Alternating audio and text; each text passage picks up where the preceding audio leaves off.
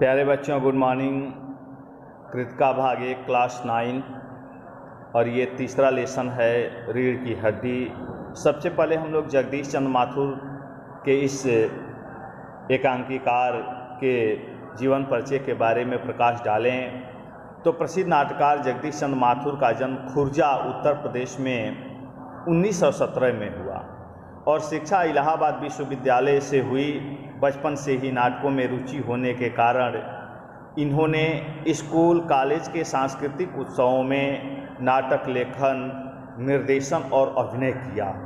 आगे चलकर यही रुचि सृजन में परिणित हो गई। जगदीश चंद्र माथुर के नाटकों में वैविध्य है। ऐतिहासिक नाटकों के साथ साथ इन्होंने सामाजिक समस्याओं से जुड़े हुए एकांकी नाटक भी लिखे। उनके कुछ व्यंग प्रधान एकांकी बहुचर्चित हैं।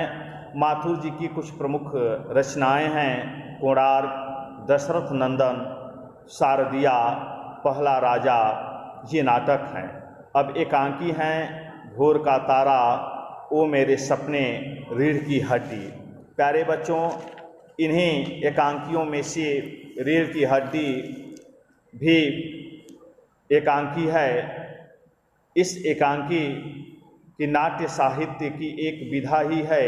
इस एकांकी में लेखक ने प्रेमा और उमा दो महिला पात्रों के माध्यम से समाज में स्त्रियों के प्रति व्याप्त रूढ़िवादी जकड़ी हुई मानसिकता पर चोट करते हुए स्त्रियों की शिक्षा से उत्पन्न उनके साहस और आत्मबल को प्रदर्शित किया है। इस एकांकी को सबसे पहले यदि हम लोग दो भागों में विभक्त करें तो एक कन्या पात्र होगा और दूसरा वर पात्र होगा, यानी एक कन्या पक्ष होगा और दूसरा वर पक्ष होगा।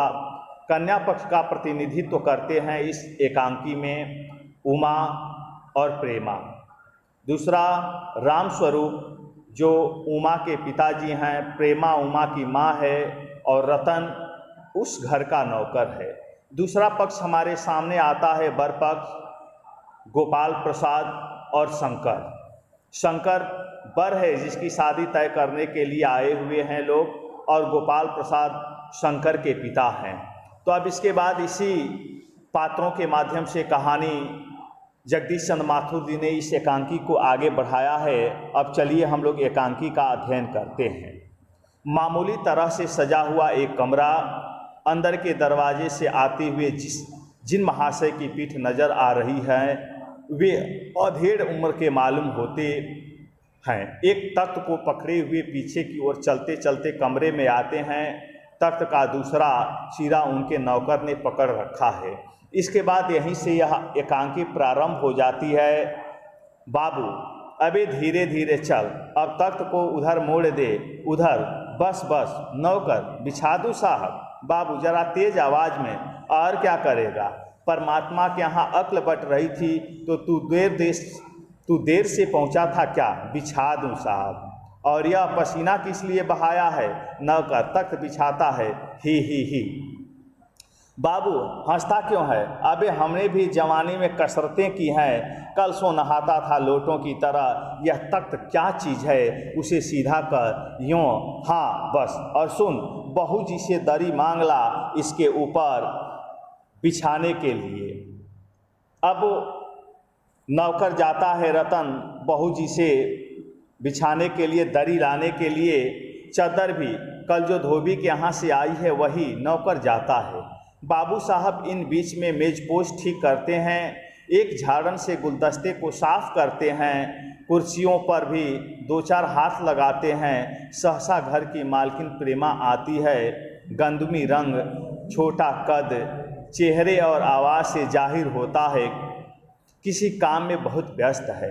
उनके पीछे पीछे भीगी बिल्ली की तरह नौकर आ रहा है, खाली हाथ। बाबू साहब राम स्वरूप दोनों तरफ देखने लगते हैं। प्रेमा, मैं कहती हूँ तुम्हें इस वक्त धोती की क्या ज़रूरत पड़ गई, एक तो वैसे ही जल्दी जल्दी में। राम स्वरूप, धोती? अब देखिए यहाँ प्रश्नवाचक चिन्ह लगा हुआ है। राम स्वरूप कह रहे हैं, बताना चाहते हैं, पूछना चाहते हैं कि धोती किसने मांगी। प्रेमा, हाँ अभी तो बदल कर आए हो और फिर न जाने किस लिए। राम स्वरूप, लेकिन तुमसे धोती मांगी किसने? प्रेमा, यही तो कह रहा था रतन। राम स्वरूप, क्यों बे रतन, तेरे कानों में डांट लगी है क्या? मैंने कहा था धोबी कि यहाँ से जो चद्दर आई है उसे मांग ला, अब तेरे लिए दूसरा दिमाग कहाँ से लाऊं उल्लू कहीं का। प्रेमा अच्छा जा, पूजा वाली कोठरी में लड़की के बक्स के ऊपर धुले हुए कपड़े रखे हैं ना, उन्हीं में से एक चद्दर उठा ला रतन और दरी।